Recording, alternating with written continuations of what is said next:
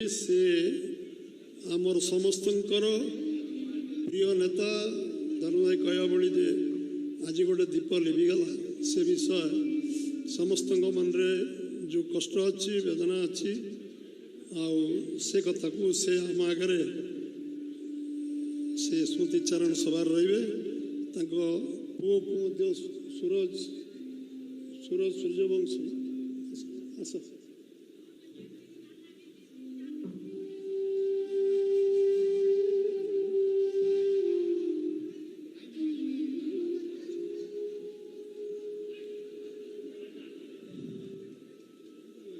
आज के इस शोक सभा में उपस्थित हमारे पार्टी के राज्य के अध्यक्ष श्री समीर मोहंती जी, हमारे वरिष्ठ नेता और भारत सरकार में मंत्री और हमारे वरिष्ठ सहयोगी भाई धर्मेंद्र प्रधान जी, मनमोहन भाई और यहाँ इस क्षेत्र के सभी वरिष्ठ सज्जन वृंद, विभिन्न सामाजिक और राजनैतिक और धार्मिक संस्थाओं को प्रतिनिधित्व करने वाले ऐसे सभी हमारे वरिष्ठ महानुभाव और मीडिया के साथी, प्रिंट मीडिया, इलेक्ट्रॉनिक मीडिया के मेरे साथी, आज हम सबके लिए बहुत ही दुख का विषय है कि विष्णु बाबू को आज हम अपने बीच में नहीं देखते हैं। वो हम सबको मध्य आयु में ही छोड़ करके चले गए। ये हम सबके लिए, समाज के लिए, प्रदेश के लिए, पार्टी के लिए और इस क्षेत्र के लिए बहुत बड़ी क्षति है। विष्णु बाबू का मध्य आयु में चले जाना हम सबको द्रवित भी करता है, दुखी भी करता है और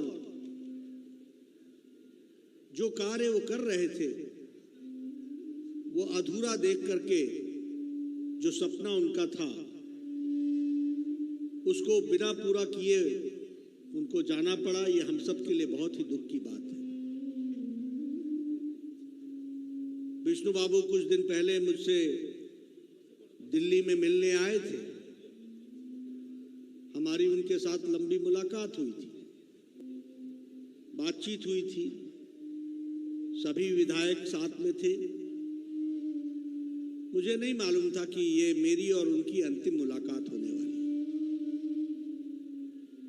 जब मुझे पता चला कि विष्णु जी हॉस्पिटल में भर्ती हैं, फिर यह भी जानकारी मिली कि ठीक हो गए हैं, डिस्चार्ज होने वाले हैं, लेकिन ईश्वर को कुछ और मंजूर था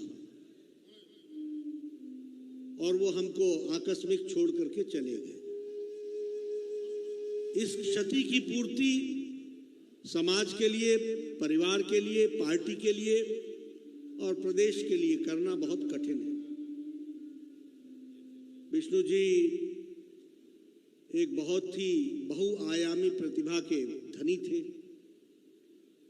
सामाजिक जीवन उन्होंने विचार के साथ जिया था और विचार के लिए उन्होंने अपने आप को समर्पित किया था। वह गरीबों के रहनुमा थे, गरीबों की चिंता करने वाले थे, गरीबों के साथ अपने आप को आत्मसात कर लेते थे, गरीबों के हमदर्द थे,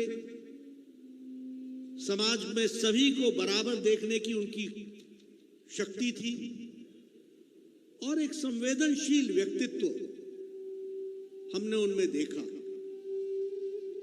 कभी भी कोई कुछ पाने के लिए, कुछ हासिल करने के लिए उनका व्यक्तित्व नहीं था। उनका व्यक्तित्व हमेशा देने के लिए था। वह समाज को देना, गरीब को देना, उनको मदद करना, इसके लिए ही उन्होंने अपना जीवन लगाया। मध्य आयु में जाने का कारण भी शरीर रहा और शरीर को भी उन्होंने बहुत कम समय में अथाह कष्ट देकर समाज की सेवा की, जिसे हम कहते हैं कि शरीर पर भी उन्होंने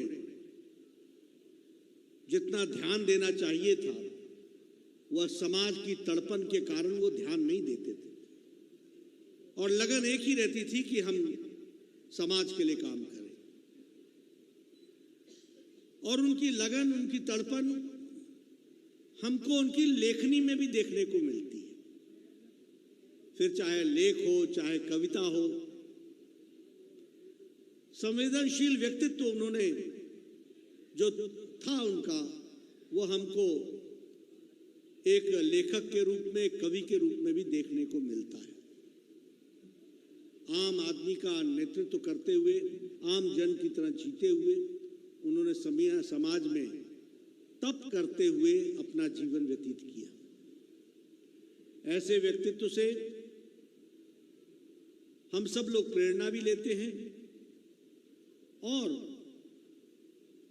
जो क्षति हुई है उसकी हम पूर्ति तो नहीं कर सकते, लेकिन विष्णु जी को सही श्रद्धांजलि ये होगी कि हम उनके बताए रास्ते पर चलें, समाज के प्रति संवेदनशील रहें, इंसानियत के लिए हम हमेशा समर्पित रहें।